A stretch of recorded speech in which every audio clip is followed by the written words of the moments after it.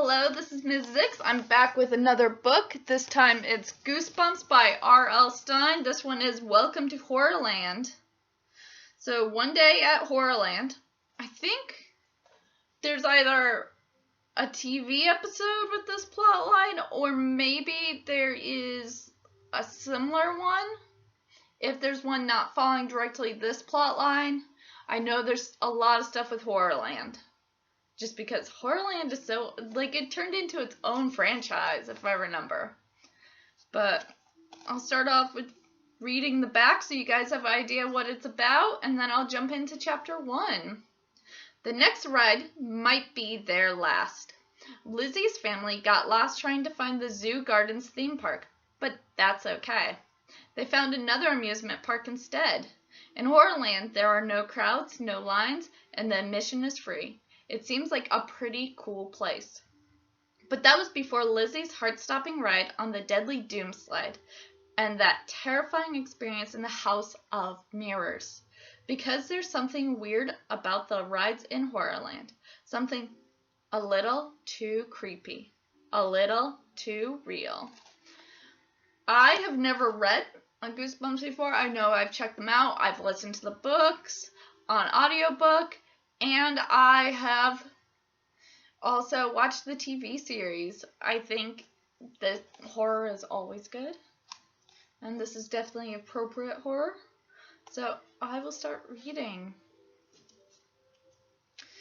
Chapter 1. As we entered the gates to Horrorland, we had no idea that in less than an hour we would be lying in our coffins. I'm the calm one in the Morris family. Everyone says, Lizzie, you're the calm one. And I'm trying to tell this story calmly.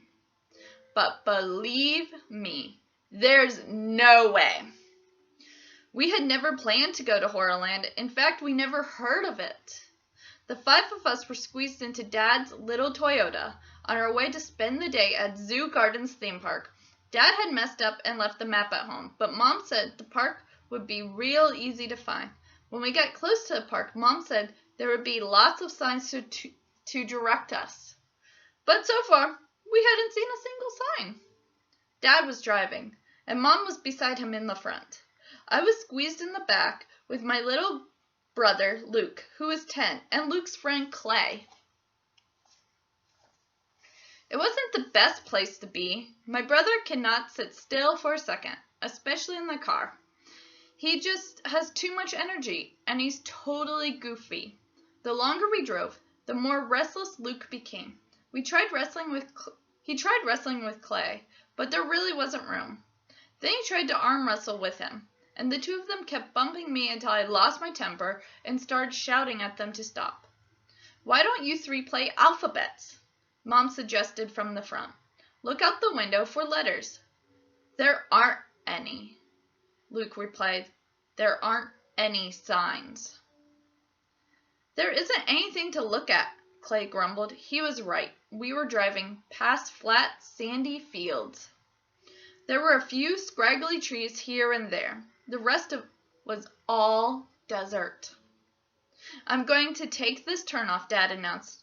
He took off his Chicago Cubs cap and scratched his thinning blonde hair. Haven't I already taken this turnoff?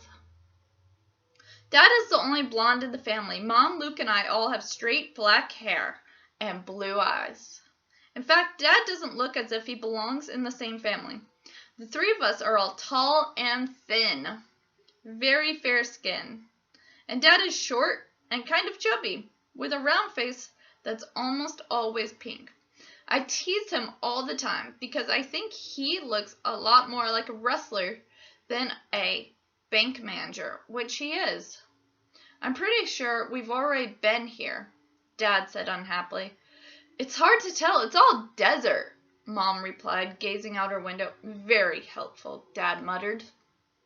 How can I be helpful, Mom shot back. You're the one who left the map on the kitchen table. I thought you packed it, Dad grumbled. Why should it be my job to pack the map? Mom cried. Break it up, you two, I interrupted.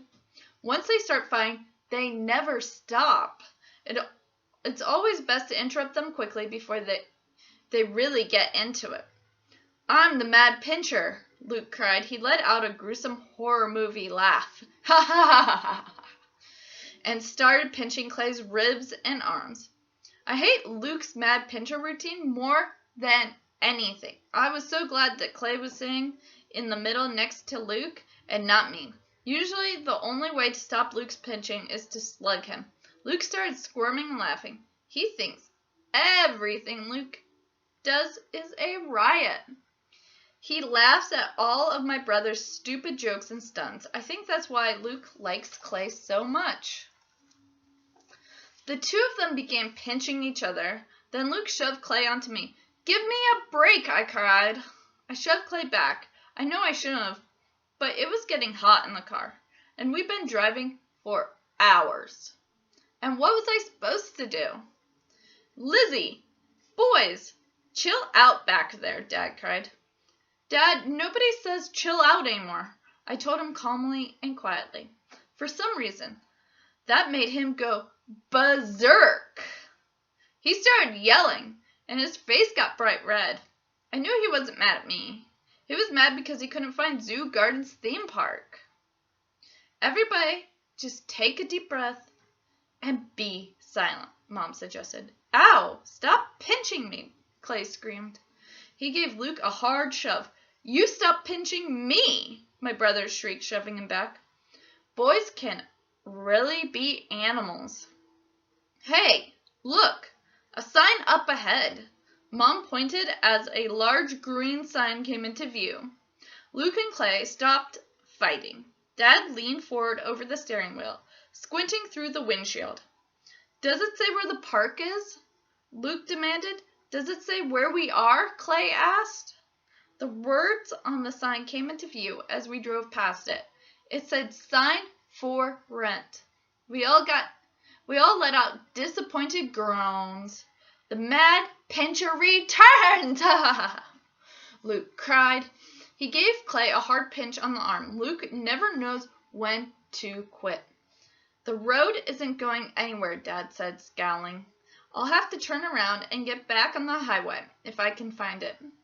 I think you should ask someone for directions, Mom suggested. Ask someone? Ask someone? Dad exploded. Do you see anyone I can ask? His face was so bright red again. He drove with one hand so he could use the other to shake a fist. I meant if you see a gas station, Mom murmured. A gas station? Dad screamed. I don't even see a tree. Dad was right. I stared out the window and saw nothing but white sand on both sides of the road. The sun beamed down on it, making it gleam. The sand was so bright it nearly looked like snow. I meant to go north, Dad muttered. The desert is south. We must have gone south. You better turn around, Mom urged. Are we lost? Clay asked. I could hear some fear in his voice. Clay isn't the bravest kid in the world. In fact, he is pretty easy to scare. Once I crept up behind him in our backyard at night and whispered his name, and he almost jumped right out of his shoes. Dad, are we lost? Luke repeated the question.